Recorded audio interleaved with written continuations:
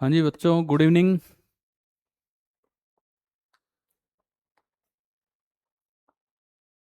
दिखाई दे रहा है सही और मेरी आवाज़ सुनाई दे रही है ना?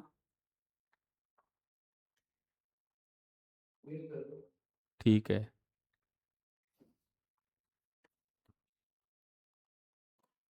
नमस्ते नमस्ते नमस्ते। देवेश ना। हाँ जी, चलिए। क्लास अभी यूट्यूब पे नहीं चल रही है, केवल जूम पे चल रही है, तो आप अटेंड करें यहीं पे, है ना? तो पहले तो ये बताओ, आज देवेश, आज स्कूल का लेक्चर समझ आ गया? कम काम किया लेकिन उसमें अच्छी क्वालिटी का काम था, वो समझ आ गया ढंग से? स्पेशली विस्कोसिटी के कुछ एलिमेंट मानने वाले सवाल जो अच्छे एग्जाम्स में पूछे जाएंगे, है ना? हाँ, बिल्कुल उसी तरह के। तो अब हम चैप्टर के लास्ट पार्ट पे चलते हैं, जो हमारा मैकेनिकल प्रॉपर्टीज ऑफ फ्लूइड्स है, उसका last part, and that is surface properties. Surface के मॉलिक्यूल के पास थोड़ी सी कुछ कुछ ना कुछ चीजें अलग हैं बल्क मॉलिक्यूल। बल्क मतलब जो अंदर रहता है, और सरफेस मतलब जो बाहर रहता है। अब जो आपकी एनसीईआरटी बुक है, वो लगभग ना इन चीज की शुरुआत कैसे करती है, कुछ ऑब्जर्वेशंस के साथ। मैं उन्हीं ऑब्जर्वेशंस को लिखता हूँ। किस तरह की ऑब्जर्वेशंस हैं जो कहीं ना कहीं सरफेस प्रॉपर्टीज से लिंक होंगी, और इन्हीं से एक नई ब्रांच फ्लूइड मैकेनिक्स की बनती है। पहली ऑब्जर्वेशन एनसीईआरटी में दिया है, oil and water do not mix. देखा होगा आपने, oil and water do not mix. शुरुआत हो रही है जिस टॉपिक की, वहां से मैं लिख रहा हूं ये, oil and water do not mix. दूसरी ऑब्जर्वेशन भी बड़ी गजब की है। दूसरी ऑब्जर्वेशन लिखी है, वाटर वेट्स, ये सेम एनसीईआरटी की लाइंस हैं। यू एंड मी, आपको और मुझे तो पानी गीला कर देगा, बट नॉट डक्स। एक बार पानी में जाके आप निकल के आओ स्विमिंग पूल में से, और एक डक निकल के आएगी, आप तो बहुत गीले मिलोगे, पानी खूब चिपका मिलेगा कपड़ों पे, आप पे, है ना? वो डक के हाथ में डाल के देखना, बिल्कुल सूखी मिलेगी वो। पता था कि नहीं पता था इस चीज का? हाँ भाई, पता था। कब कब देख लिया ये वैभव डक्स वाला? मैंने तो भाई नहीं पता था, मुझे तो बुक से ही पता लगा था। अच्छा, और सुनो। तीसरी observation, mercury does not wet the glass. हाँ जी।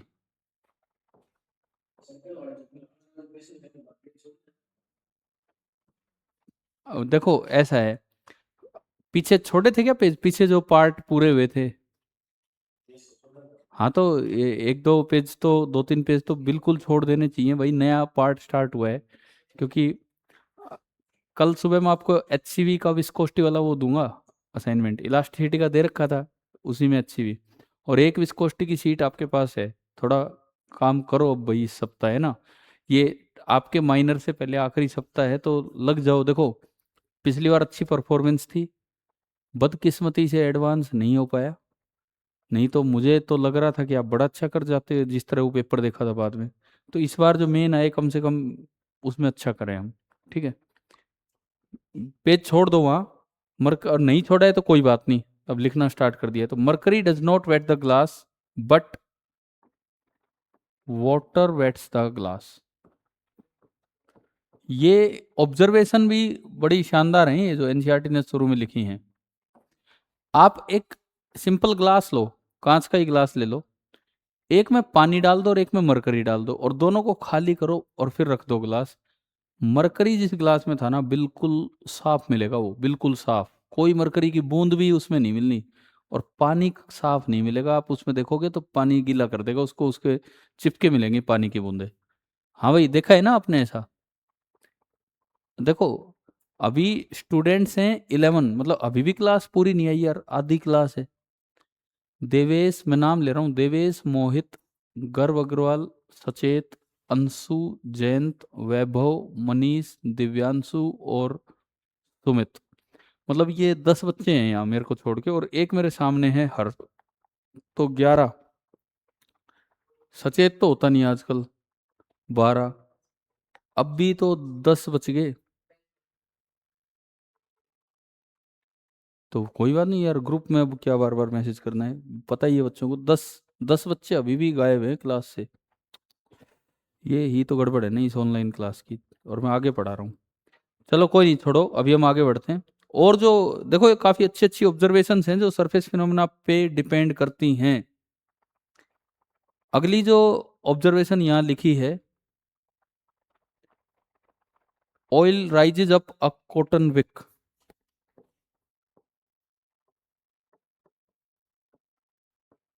ऑयल राइजेज अप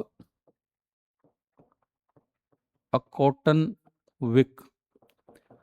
आप बाती बनाते हैं, बाती, कॉटन की बाती बनाई है आपने, रुई की, उसको ऑयल में जस्ट हल्का सा नीचे डबो, यूं अदर रखो, अपने आप ऑयल चढ़ के ऊपर आ जाएगा। ये भी एक फिनोमेना है जो इसी चैप्टर में इस तरह की चीजें, इस तरह का बेसिक क्लियर होगा भाई कैसे ये सब हो रहा है। नेक्स्ट है, water rises up to the top of leaves of tree.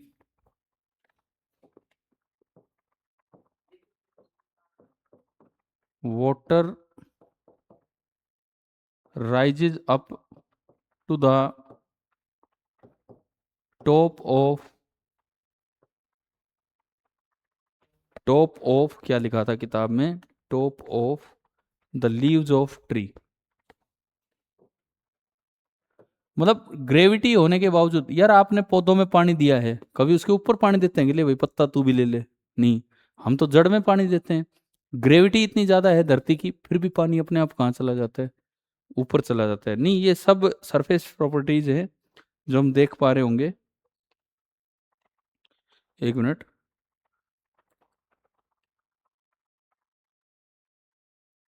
देखो, एक और कमाल की प्रॉपर्टी, ये आखिरी प्रॉपर्टी यहाँ लिखी है जो एनसीईआरटी बुक में है।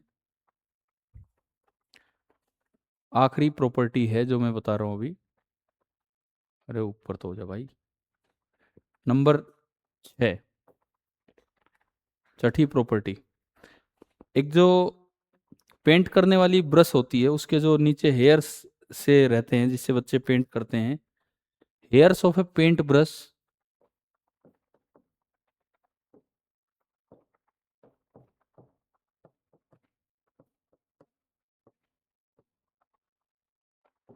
डू नॉट क्लिंग,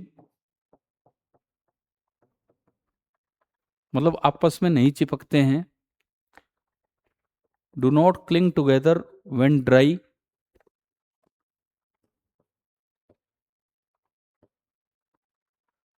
देखा है ना आपने? लेकिन अगर आप उसको पानी में डाल दे तो, एक एक ब्रश है जिसमें वो पेंट ब्रश होती है, नीचे हेयर्स होते हैं, वो हवा में रहें तो खुले खुले रहते हैं, पानी में डालते हैं तो नहीं चिपकेंगे, तब भी नहीं चिपकेंगे। एनसीईआरटी बुक लिखती है, and even when dipped in water, आप कह रहे हो चिपक जाएंगे, ये कह रहे हैं कि नहीं चिपकेंगे। एंड इवन व्हेन, ना, रुक जाओ, अभी आएगी अच्छी ऑब्जर्वेशन जो आपको देखते ही पता लग जाएगी। Even when dipped in water but form a fine tip, but form a fine tip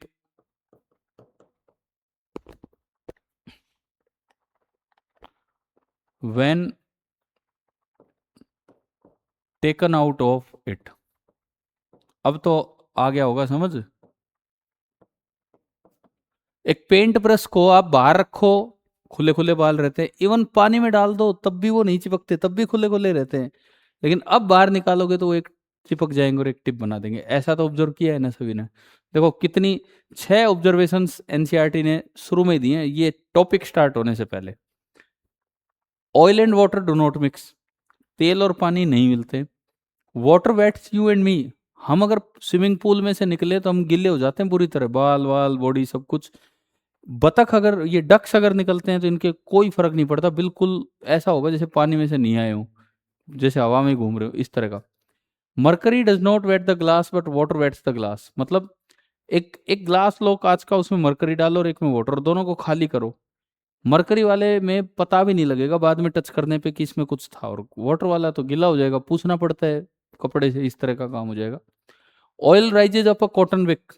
एक बाती जो होती है कॉटन की, अगर आप उसको ऑयल में थोड़ा डुबोगे तो अपने आप ऑयल उसमें ऊपर राइज कर जाता है।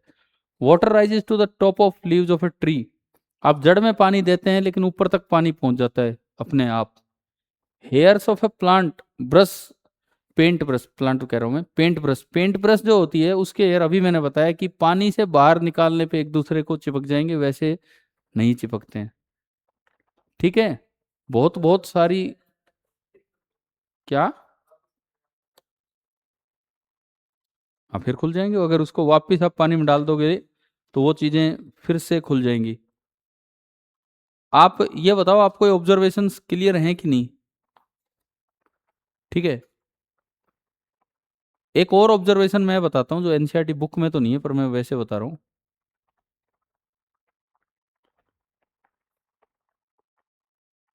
लो, इसी को थोड़ा ऊपर कर लेते हैं और यहीं पे लिख देते हैं। Number 7, it is difficult to separate. आप कभी करके देखना, मतलब अगर ये कर पाओ, लास्ट वाला जो मैं बता रहा हूं, two sticky plates of glass.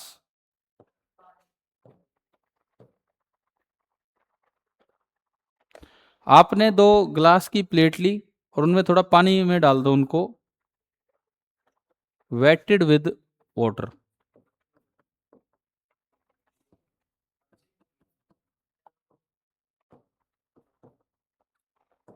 आप दो ग्लास की प्लेट लो और उनको पानी में डुबो दो।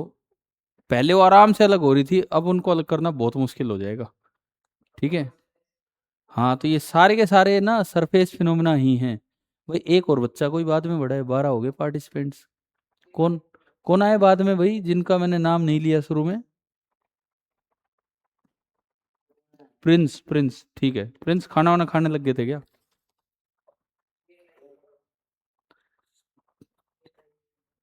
क्या किया हुआ है? कब? ये हर्ष कह रहे हैं कि मैंने ये 7वां वाला ट्राई किया हुआ है, तो सच में ऐसा नहीं होता है। चलो कोई ना, ठीक है। अभी देखो, अब हम स्टार्ट करते हैं इस काम को। ये तो कुछ ऑब्जर्वेशंस थी, अब हम चीज़ों को आगे बढ़ाते हैं। इन ऑब्जर्वेशंस का पता होना चाहिए, और ये सब सरफेस प्रॉपर्टीज से रिलेटेड होती हैं। ठीक है, तो इसके अंदर जो पहला टॉपिक हम पढ़ रहे हैं, देखो सरफेस टेंशन मैं आज नहीं शुरू करूंगा, वो तो मैं कल स्कूल में ही स्टार्ट करूंगा, या जैसे भी होगा नेक्स्ट लेक्चर में ही करेंगे। अभी तो हम इससे रिलेटेड, उससे पहले जो और चीज़ें हैं वो पढ़ रहे हैं। तो पहली हेडिंग इन ऑब्जर्वेशंस के बाद आप डालिए इंटरमोलिकुलर फोर्सेस। इंट्रोडक्शन था वो, तो ऐसा कि ऐसा क्यों इस चैप्टर में पता लगेगा।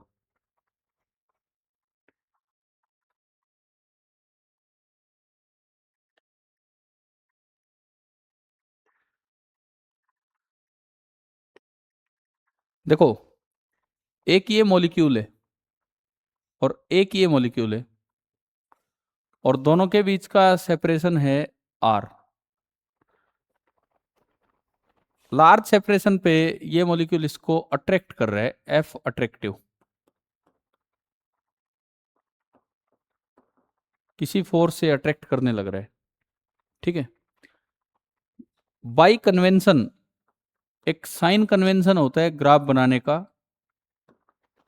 वो साइन कन्वेंशन ये है कि अगर अट्रैक्टिव फोर्स है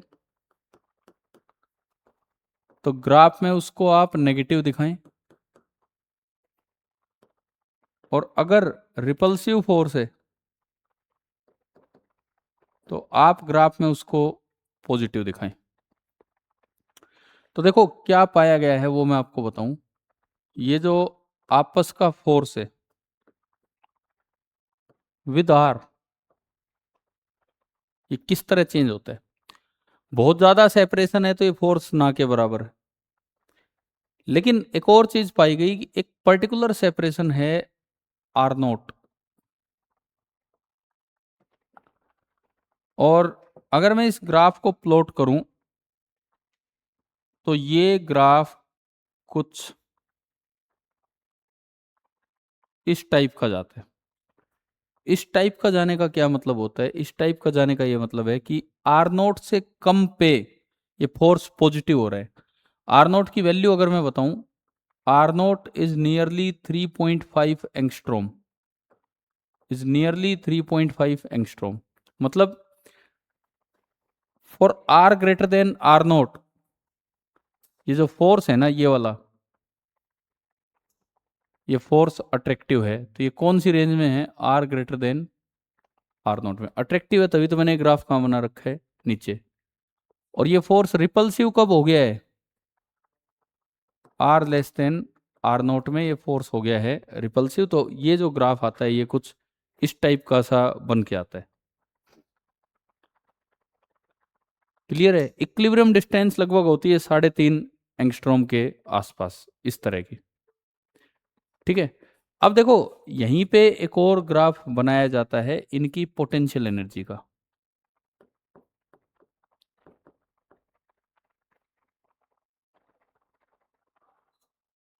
आर के साथ ही potential energy, taking potential energy at infinite separation to be zero. Infinite separation पे पोटेंशियल एनर्जी जीरो ली गई। ये फिर से वही वैल्यू, क्या, आर नोट। अब देखिए ग्राफ कैसा बनेगा। मतलब लार्ज सेपरेशन पे तो वैल्यू जीरो, जहां पे ये आर नोट है ना वहां पे इस ग्राफ का मिनिमम आता है,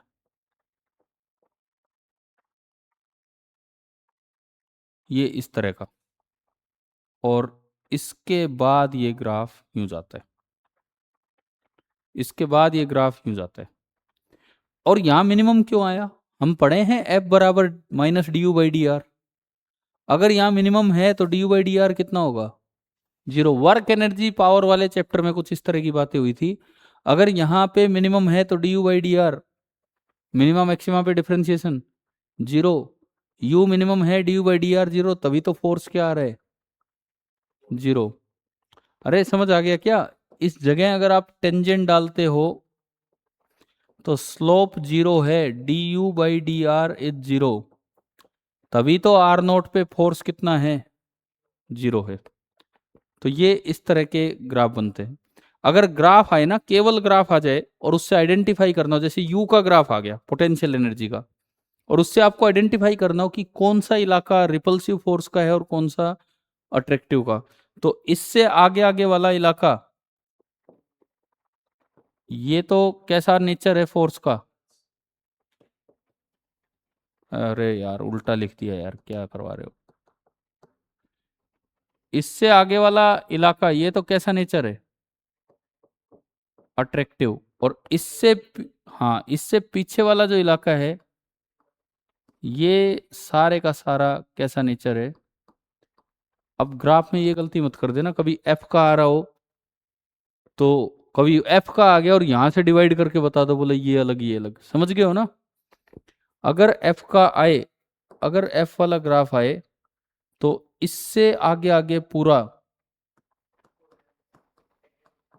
हाँ ये पूरा क्या होगा, अट्रैक्टिव। और इससे पीछे वाला पूरा कैसा है, रिपल्सिव। आप मुझे बताओ कि आपको ये ग्राफ समझ आ गए हैं क्या ढंग से। हाँ भाई ठीक है। अभी एक और बच्चा बड़ा है, ऋतिक आप आए हो बाद में। ठीक है चलो कोई नहीं। खाना वाना हो गया, आपका तो हो गया, हमारा नहीं हुआ है। चलो पढ़ लो बस अब ये ठीक है, चलो ठीक है। आप पढ़ो भाई, ये करो, फिर आगे बढ़ते हैं। बना लिया क्या सभी ने? ये लिख लिया हो तो मैं आगे अगले पेज पे चलता हूँ। ठीक है। अगली हेडिंग, हाँ अगली हेडिंग है टाइप्स ऑफ इंटरमोलिकुलर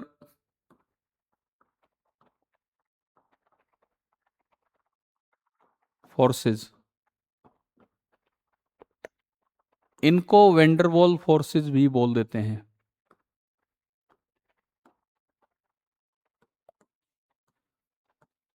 ये नाम तो आया होगा केमिस्ट्री में। टाइप्स ऑफ इंटरमोलिकुलर फोर्सेस या वेंडरवॉल फोर्सेस। हैं क्या?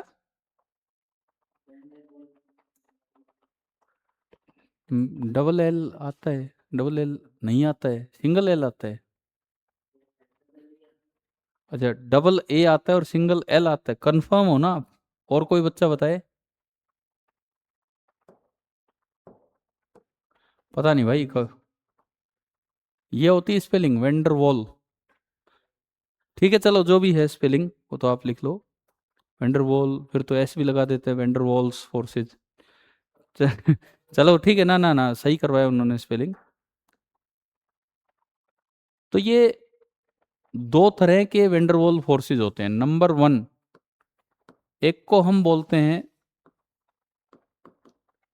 Adhesive forces.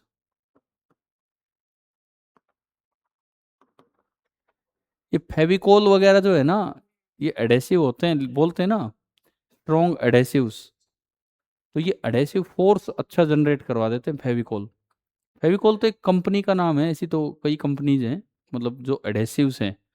अब आमतौर पे वो इतना फेमस हो गया फेविकोल, दुकान पे जाके भी यूं ही कहेंगे जी एक फेविकोल देना। फिर वो दुकान वाले पूछे, बोले कौन सा फेविकोल दूं, फिर कंपनी का नाम बता देते, बोले ये वाला दो और वो वाला। फेविकोल खुद एक कंपनी है। यूं तो घनी कंपनी है, हाथी कोल भी एक इस तरह की देखा था मैंने। तो सुनो, एडेसिव फोर्स का क्या मतलब है? Forces between forces between molecules of two different substances. दो अलग अलग सब्सटेंसेस के मॉलिक्यूल्स के बीच का जो फोर्स होता है, उसको बोल देते हैं हम एडेसिव फोर्स। देखो, जैसे मान लो, एक एग्जांपल लें हम। मैंने कहा ये गम है। गम समझते हो, गोंद? ठीक है। और ये एक सॉलिड का मॉलिक्यूल है।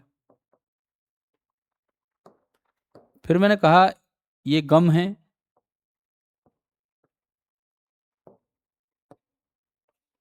और ये कोई एक लिक्विड का मॉलिक्यूल है।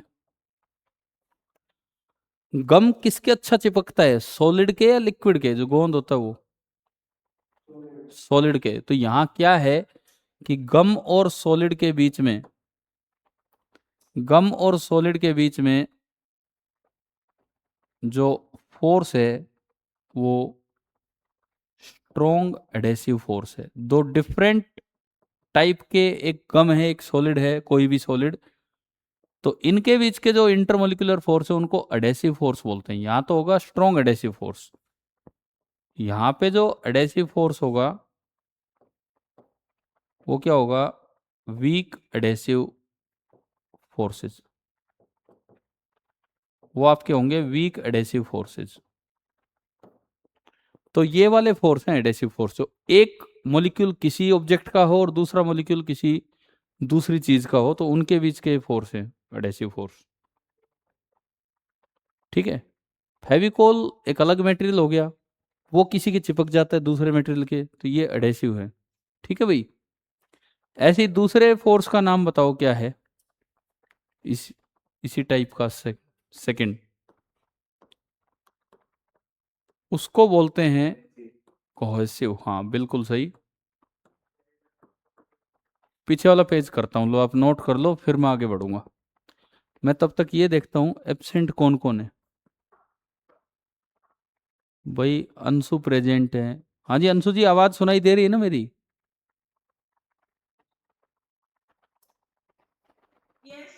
ठीक है ठीक है।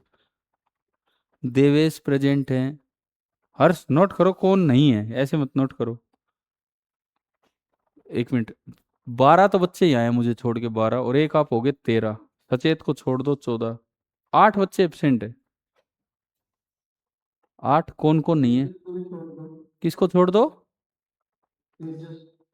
तेजस को तो हटा दिया हमने। तेजस तो नहीं करता ना अब अटेंड। एक मिनट रुको, मैं इसमें नाम देखता हूँ। उदित नहीं है भाई, एक लिखो उदित। जीत, जीत नहीं है। हर्षवर्धन नहीं है। दोनों मोहित नहीं है। मोहित कौन सा प्रेजेंट है फादर्स नेम?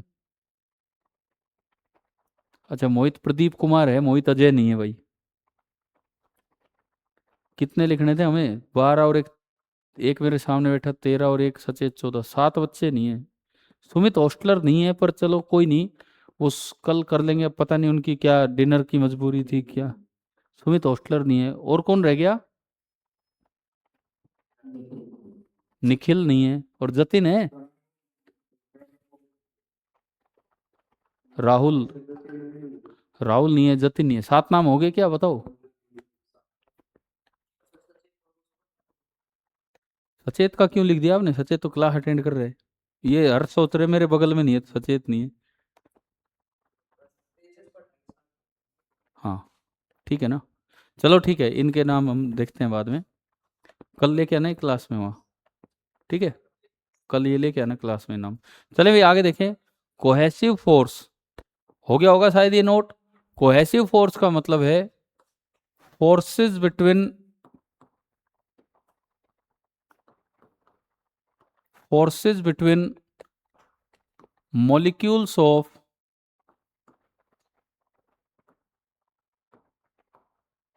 Same substance. एक ही तरह के सब्सटेंसों, एक ही तरह के मॉलिक्यूल्स आपस में जो फोर्स लगाते हैं वो आपके कोहेसिव फोर्स होते हैं। देखो एक छोटा सा एग्जांपल, ये ग्लास है।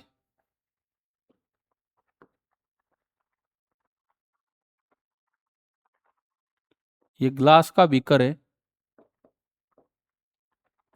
ये ग्लास का एक मॉलिक्यूल है। Now this is a glass molecule.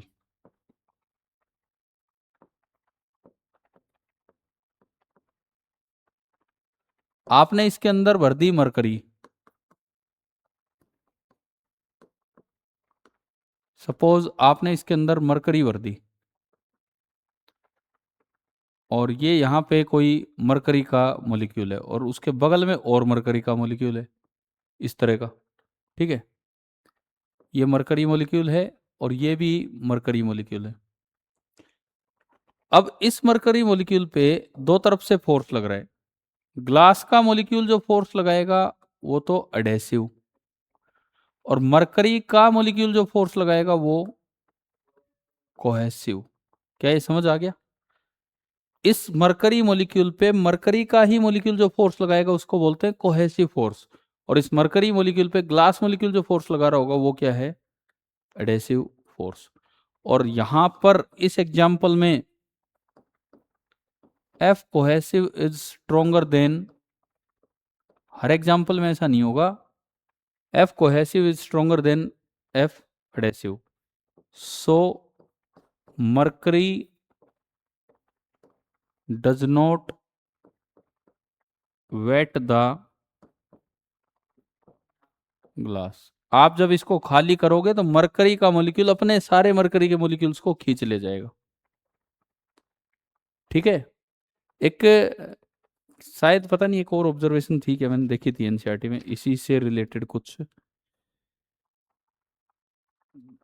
पता नहीं यहाँ थी कि नहीं, मतलब कहीं पढ़ा था मैंने कि मरकरी ड्रॉप ली ना, उसको ड्रॉपलेट में तोड़ना बड़ा मुश्किल होता है। अब पानी की बड़ी बूंद से बूंदे बना सकते हो छोटी, मरकरी चिपी चिपी सी रहती है। आप उसकी एक बूंद भी लोगे ना, अब सोचो मैं इसके दो टुकड़े कर दूं, वो आसान नहीं है, क्योंकि उनमें कोहेसिव फोर्स बहुत ही स्ट्रोंग होता है इस तरह का। ठीक है, ठीक है। और सुनो, एक ऐसा ही एग्जाम्पल अगर मैं इधर बनाऊं, मैंने फिर से वाटर भर दिया, वो वहां पे लिक्विड मरकरी था, यहाँ पे ग्लास में। इस बार सपोज आपने ये भरा वाटर मॉलिक्यूल, यहाँ एक वाटर का मॉलिक्यूल है H2O, इसके बगल में एक और वाटर का मॉलिक्यूल है H2O। ये पिछली बार की तरह ही हमारा glass molecule.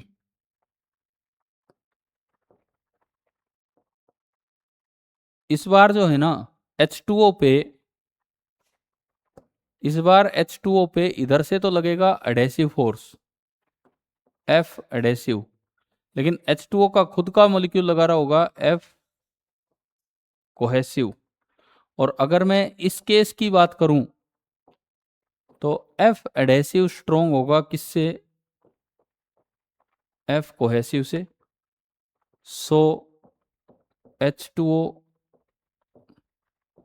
Weights the glass. जब आप खाली करोगे तो स्ट्रोंग एडेसिव के कारण वो निकल नहीं पाएगी, इसकी ड्रॉप जो इसके कांटेक्ट में है, और वो यहीं रह जाएगी।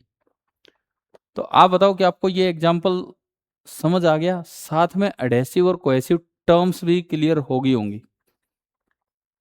अरे 15, अब तो बच्चे और बढ़ गए भाई। दूसरा मोहित भी आ गया, इसका नाम काट दो, और हर्षवर्धन भी आ गया। हर्षवर्धन अभी आए हो क्या? इतनी लेट सेट क्यों आते हो? कोई यूट्यूब पे थोड़ी चल रही है क्लास, जूम पे चल रही है। चलो कोई बात नहीं, दो और आ गए, 5 रह गए अब। हाँ, इनके काट दो, हर्षवर्धन और इनका नाम। 5 बच्चे रह गए हैं। ठीक है, कोई नहीं।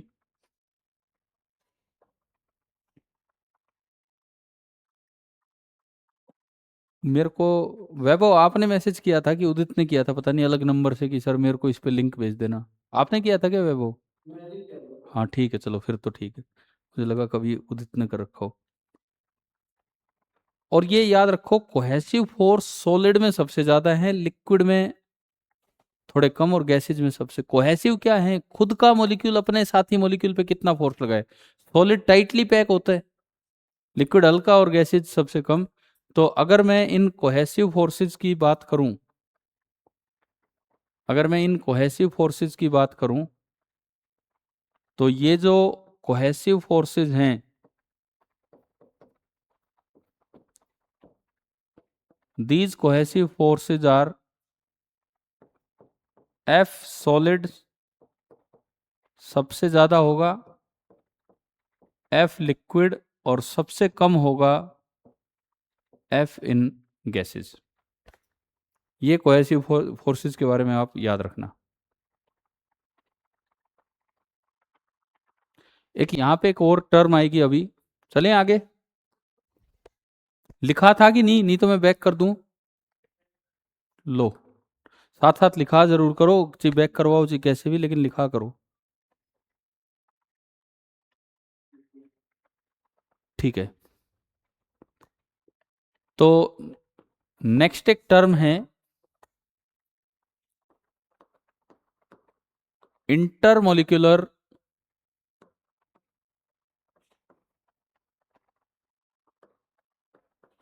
Binding energy.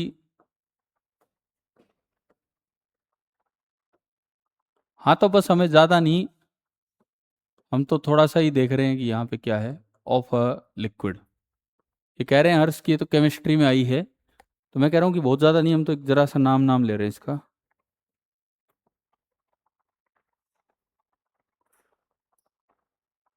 देखो, इसका मतलब क्या है? It is the minimum energy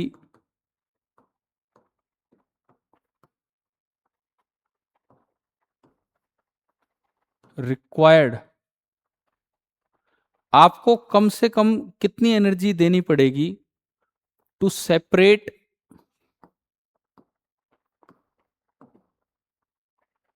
to separate two molecules of a liquid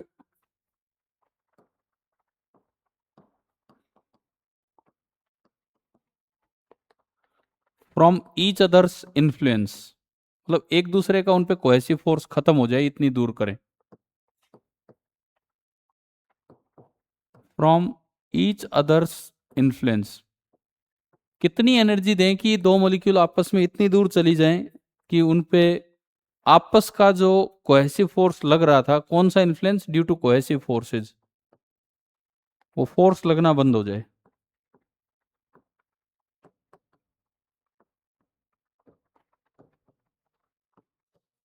इसको बोलते हैं intermolecular binding energy of a liquid. अच्छा आप बताओ, ये वाटर में ज्यादा है कि मरकरी में ज्यादा है? ये इंटरमोलिकुलर बाइंडिंग एनर्जी वाटर में ज्यादा है कि मरकरी में? देखो उधर से एक बच्चा बोल रहा है वाटर, इधर से मेरे सामने एक बच्चा बोल रहा है mercury. Online water, offline mercury, ये क्या हो रहा है? हाँ अब तुम, ठीक है ठीक है ठीक है ठीक है। देखो वाटर के दो मॉलिक्यूल्स के बीच में लगने वाला कोहेसिव फोर्स और मरकरी के दो मॉलिक्यूल्स के बीच में लगने वाला कोहेसिव फोर्स, कौन स्ट्रोंगर होता है?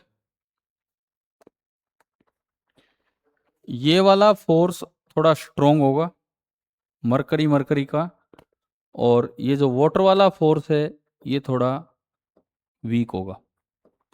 तो यहाँ तो आप थोड़ी भी एनर्जी दोगे तो आराम से दूर भगा पाओगे, लेकिन यहाँ इनको दूर करने के लिए आपको एनर्जी ज़्यादा देनी पड़ेगी। तो यहाँ से हमें जो समझ आ रहा है वो ये समझ आ रहा है कि बाइंडिंग एनर्जी जो है, intermolecular binding energy in H2O is less than intermolecular binding energy in mercury. हाँ भाई बताओ, ये टर्म क्लियर है कि नहीं सभी को? ये लो भाई, और भी एक बच्चा आ गया, निखिल आ गया। अरे क्या आपस में मैसेज तो नहीं पहुंचा रहे हो? अरे भाई नाम लिख लिए, नाम लिख लिए। मतलब धीरे धीरे है, कोई फोन तो नहीं कर देता है मैसेज, अरे बोला आजा जल्दी आजा तेरा नाम लिख लिया। निखिल, कैसे हो निखिल? अरे निखिल आ गए हो कि नहीं ये तो बता दो। कोई ना, निखिल नाम तो आ गया, लेकिन आप बोल क्यों नहीं रहे हो?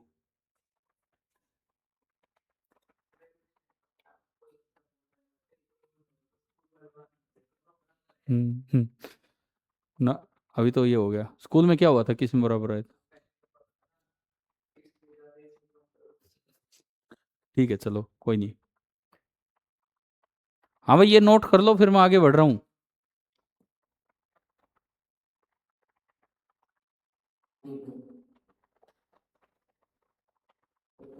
ठीक है ठीक है ठीक है।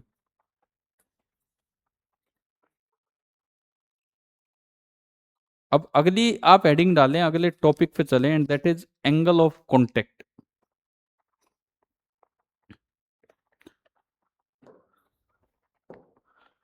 नेक्स्ट हम टॉपिक पे चल रहे हैं, that is angle of contact, theta. ये हॉस्टलर बच्चे को क्या दिक्कत है भाई? वहाँ हॉस्टल में इतने अच्छे अच्छे बोर्ड लगे हुए हैं, सब कुछ है स्कूल में, और फिर वो नहीं आ रहा है। और मुझे लगता है बिल्डिंग बंद हो जाती है। ठीक है। अरे ऋतिक, किसको क्या मैसेज कर रहे हो? पर्सनल में कर।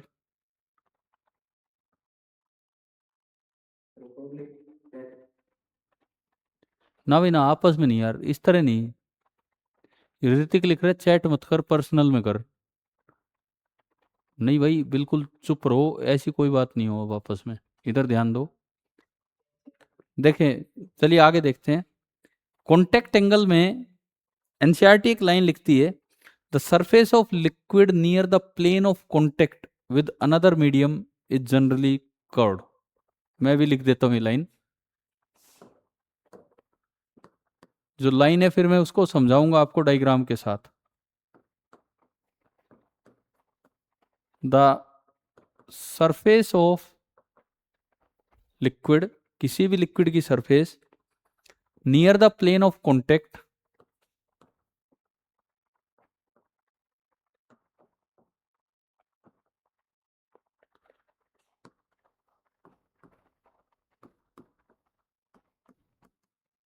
the surface of liquid near the plane of contact with another medium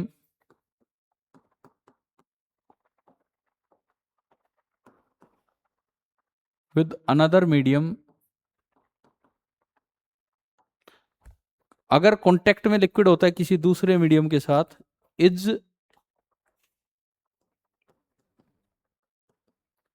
in general, आपने अभी विस्कोसिटी पढ़ी, आपने देखा कि जेई मेन कितनी थ्योरेटिकल क्वेश्चन पूछ रहा है, बताया था मैंने आपको, और एनसीईआरटी की लाइन टू लाइन बना बना के वहां दे रहा है। इतना जरूरी है यार ये सारा का सारा काम। अब यहां पे एक टर्म डिफाइन होगी, कॉन्टेक्ट एंगल। ये विद अनदर मीडियम, जो अनदर मीडियम की हम बात कर रहे हैं ना, हम जनरली सॉलिड लेंगे बस। ये दूसरा जो मीडियम लेंगे जनरली सॉलिड। जब लिक्विड एक सॉलिड के कांटेक्ट में होता है ना, तो नियर द कांटेक्ट प्लेन अक्सर कर्व्ड होता है वो। जैसे मैं आपको वही दो एग्जांपल दूं जो पीछे हम पढ़ के आए बार बार। मैंने ग्लास लिया और एक बार फिर ग्लास लिया, ये मटेरियल ग्लास है, ये जो मटेरियल है दिस इज ग्लास, ठीक है। एक बार इसमें भर दिया पानी, तो ये देखा गया है कि पानी एंड पे ना ऐसी शेप ले लेता है। कभी अगर आप ऑब्जर्व करना, कभी भी पानी ग्लास के एंड पे थोड़ी सी हल्का सा उसको चढ़ने की कोशिश करेगा, और अगर आप मरकरी डालते हो तो ये देखा गया है कि उसकी शेप कुछ इस टाइप की जाती है, किनारों से डाउन होना चाहता है वो। अगर ध्यान से ऑब्जर्व करें तो ये शेप आ जाती है। हाँ तो ये दिखे जब ये तो मरकरी भरा हमने, और ये यहां पे भरा वाटर।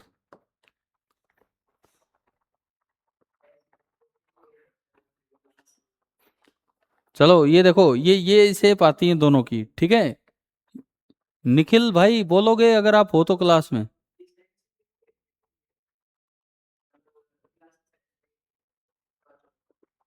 हाँ पता लग जाएगा, अगर देख लेना थोड़ा बहुत। ये कह रहे हैं जी ग्लास वाला मरकरी तो खैर घर में नहीं होता, पानी तो है, ग्लास भी है, तो उसमें ऑब्जर्व करके देखेंगे, आप देख लेना अगर आप ऑब्जर्व कर पाए तो। अब बात आती है कि कॉन्टेक्ट एंगल क्या होता है। हम क्या कह रहे हो जयंत?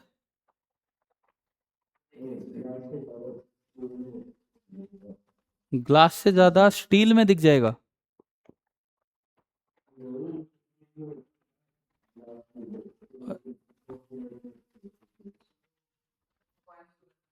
ठीक, ठीक है, ठीक है, ठीक है, देख लेना आप जैसे भी है।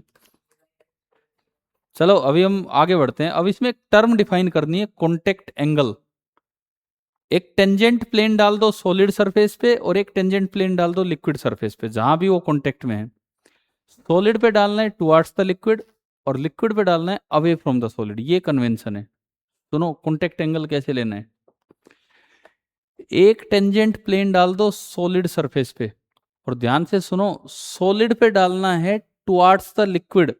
इधर देखिए, ये सॉलिड है, ग्लास सॉलिड है, इस पे एक टेंजेंट प्लेन डालूं तो वो मैं एरो ऊपर भी लगा सकता हूँ और नीचे भी। भाई मैंने यहाँ एक मॉलिक्यूल लिया ग्लास का और उस पे एक टेंजेंट प्लेन डाल दिया, एरो ऊपर भी हो सकता है और एरो नीचे भी। ये ऊपर वाला एरो है अवे फ्रॉम द लिक्विड और नीचे वाला एरो है टुवार्ड्स द लिक्विड। तो आपको कौन सा एरो लेना है? Towards the liquid.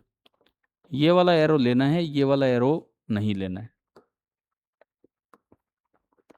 मतलब आप सॉलिड पे टेंजेंट डालेंगे towards the liquid. Now this, अरे ये क्या है, दिस इज टेंजेंट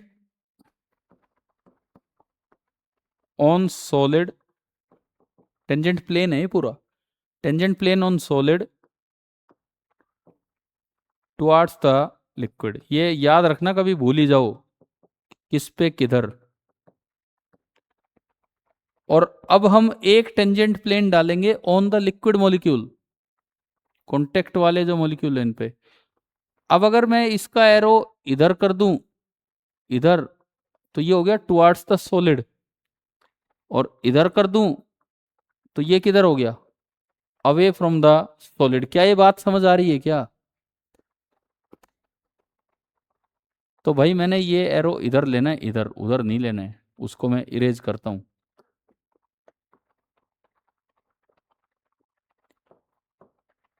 यानी कि जो दूसरा मैंने लिया, ये आपने लिया tangent on liquid, tangent plane on the liquid, लेकिन ये किधर लेना है? Away from the solid.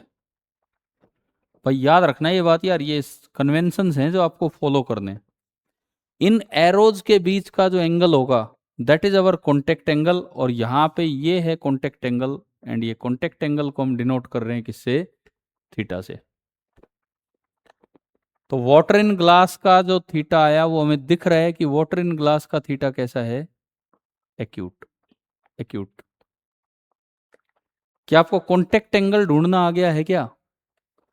Solid पे, कॉन्टेक्ट वाली जगह पे सॉलिड पे टेंजेंट प्लेन बनाएं और लिक्विड पे टेंजेंट प्लेन बनाएं। सॉलिड पे टेंजेंट प्लेन की एरो की डायरेक्शन लेनी है टुवार्ड्स द लिक्विड, और लिक्विड मॉलिक्यूल पे जो आप टेंजेंट प्लेन डाल रहे हैं उसकी एरो की डायरेक्शन टुवार्ड्स द सॉलिड नहीं बल्कि अवे फ्रॉम द सॉलिड। तो ऐसे बनता है ये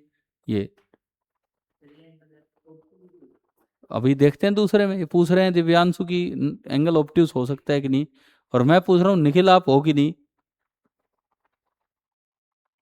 माइक्रोफोन नहीं है सर इसमें। अच्छा तो निखिल तो है, ठीक है कोई बात नहीं। ठीक है ठीक है। सुमित यादव समझ आ रहा है क्या? ठीक है भाई, अगर ऐसे क्लास जुड़े तो यार हमारा भी मन करे, फिर तो किसी समय ले लो क्लास जब आप फ्री हो। तो मैं तो यूट्यूब की बजाय इस पे ही क्लास लूंगा।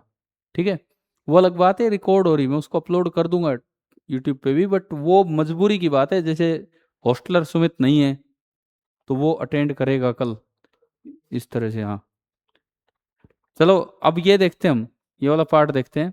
इधर का अगर हिस्सा बनाए तो कैसे बनवाओगे इस पे टेंजेंट प्लेन? देखो सबसे पहले मैंने एक ग्लास का मॉलिक्यूल लिया यहां, इस पे टेंजेंट किधर लेंगे? इस पे टेंजेंट ऊपर भी ले सकते हैं और नीचे भी। किधर लेना है बताओ?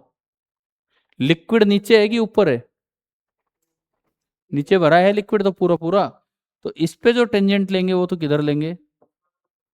ना ना ना, नहीं है ऊपर कुछ भी, ऊपर नहीं है। इसका जो संपर्क जहां से है वो लिक्विड सारा का सारा नीचे ही है। ठीक है, अब मैंने लिया ये वाला मॉलिक्यूल लिक्विड का, आप अगर इस पे टेंजेंट डालोगे तो वो इधर भी हो सकती है और इधर भी हो सकती है। किधर लेनी है? ये तो है टुवार्ड्स द सॉलिड और ये है अवे फ्रॉम द सॉलिड। तो इस पे जो टेंजेंट लोगे वो किधर लोगे? Away from the solid. और आप ये देखो, ये आपका कॉन्टेक्ट एंगल बना, और उस कॉन्टेक्ट एंगल को आप रिप्रेजेंट कर रहे हो एंगल थीटा से। और इस केस में अगर मैं देखता हूं तो थीटा यहाँ पे क्या बना है? ऑब्ट्यूज।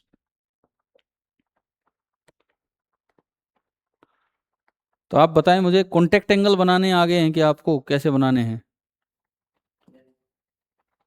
मनीष, क्लियर हुआ क्या कॉन्टेक्ट एंगल कैसे बनाया है?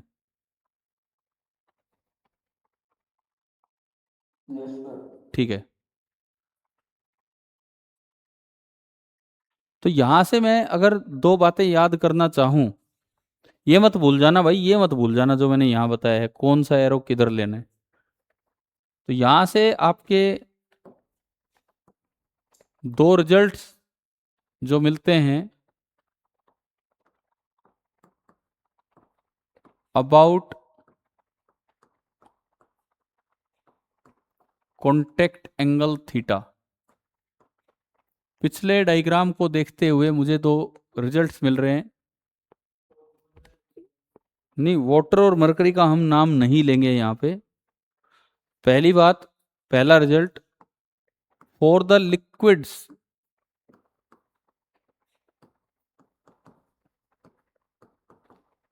that rise along a solid surface,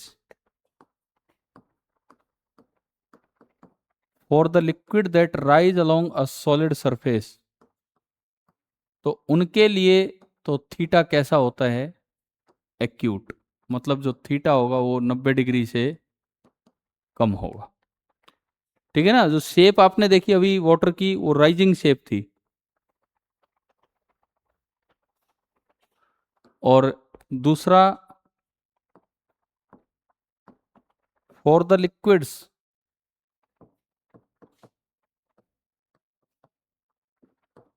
that fall along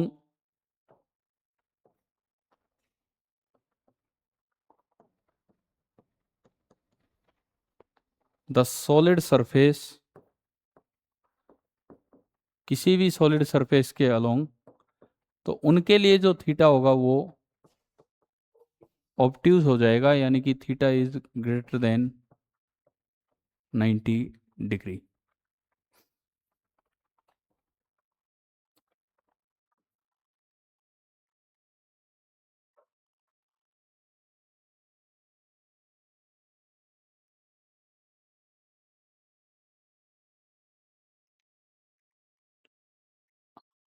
अब ये वाला जो है ना, ये वाले जिनमें थीटा एक्यूट होते हैं, they wet the solid surface, और जिनमें थीटा ऑब्ट्यूज होंगे they do not wet the solid surface. ये भी हम सीख रहे होंगे अभी आगे कि ये वाला जो पार्ट है,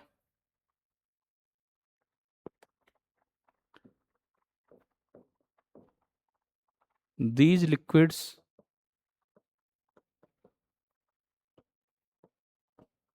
do not wet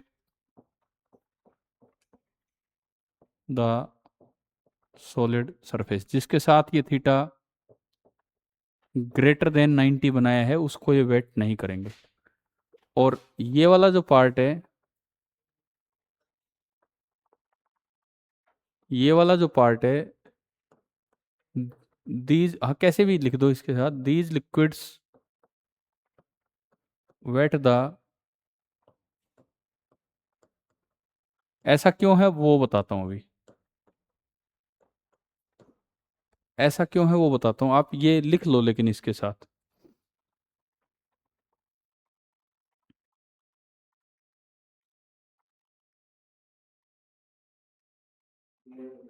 ठीक है, बस एक आखिरी 5 मिनट इस क्लास की ओर चलेगी, बस इसका रीजन मैं बता रहा हूँ। सरफेस टेंशन का नाम ही नहीं आया। ठीक है, अभी तो हमने जस्ट घुसे हैं सरफेस फिनोमेना में, क्या है क्या नहीं, कुछ समझ तो आया होगा क्लास में चीज़ों का, क्या चल रहा है क्या नहीं। देखिए, तो आखिरी चीज हम पढ़े, ये रीजन पे ही चल रहे हैं। रीजन फॉर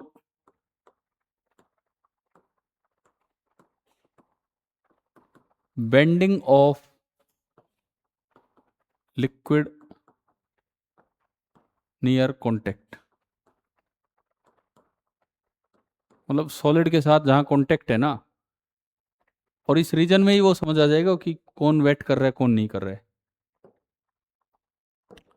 देखो ये आपका ग्लास है,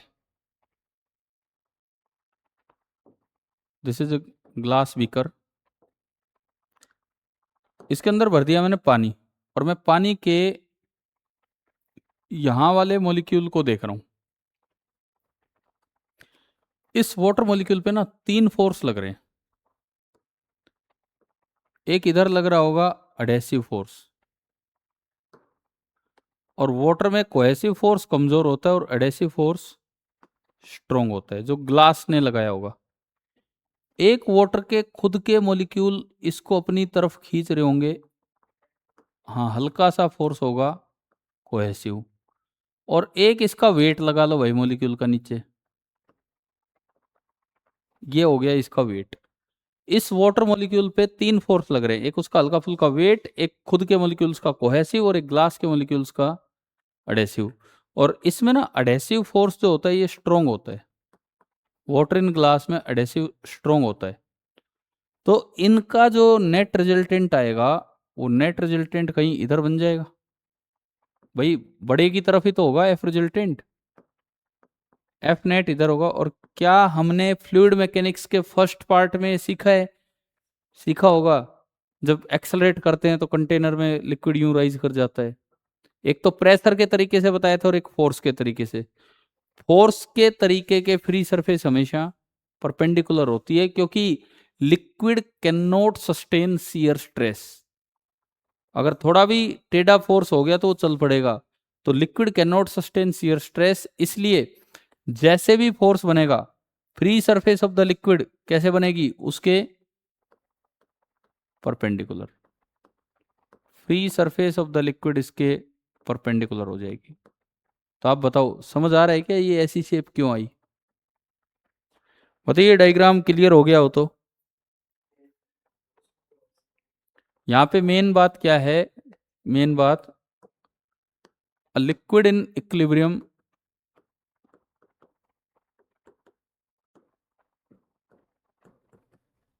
a liquid in equilibrium cannot sustain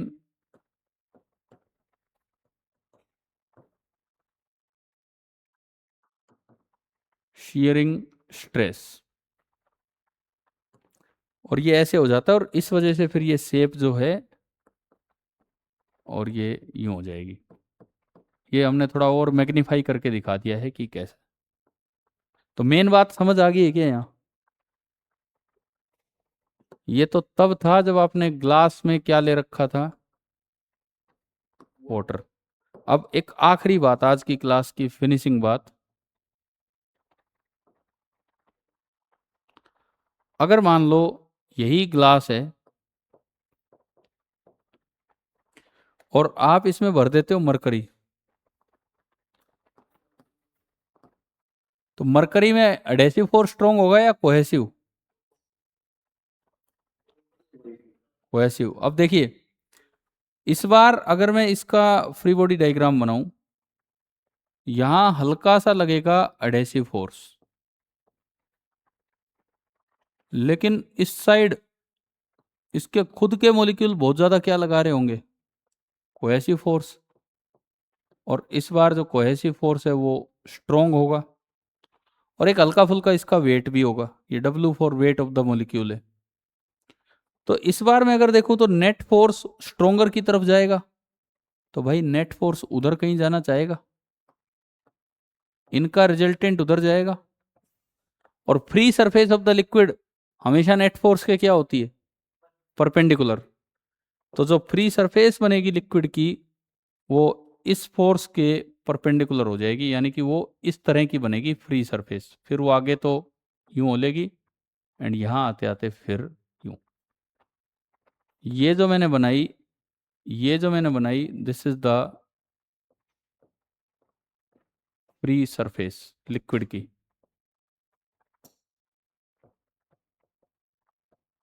similarly इधर भी जो ये बनाई थी, ये this is the free surface of liquid. तो आप बताएं कि आपको समझ आया कि नहीं आया? आज की क्लास बहुत अच्छी थ्योरेटिकल वे में चली है, कुछ ऑब्जर्वेशंस के साथ हमने शुरुआत की, एंड फाइनली इस तरह से आपने देखा। हाँ जी भाई, क्लियर है सभी को? ठीक है, आप ये नोट कर लो, फिर हम क्लास को ऑफ करते हैं। बाकी मैं नोट्स शेयर भी कर दूंगा आपको। ठीक है, चलिए करूँ ऑफ वही क्लास? ठीक है, तो गुड नाइट।